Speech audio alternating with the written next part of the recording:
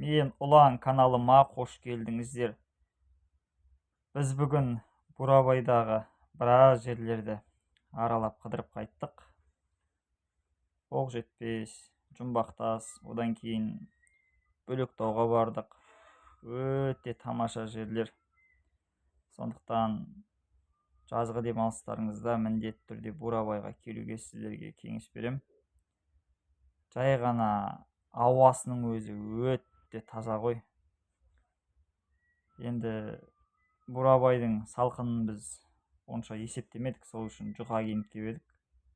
Түн кәдімгідей салқын екен. Ал бұлай түнде серуендейтін болсаң өте жақсы. Және де осылай туристерге арналған арнайы кішкентай үйшіктер бар екен. Сондай үйшіктердің бірінде қазір отырмын. Бұйырса ертең түске таман Астанаға қайтамын. Назар қойып тыңдағандарыңызға көп-көп рахмет.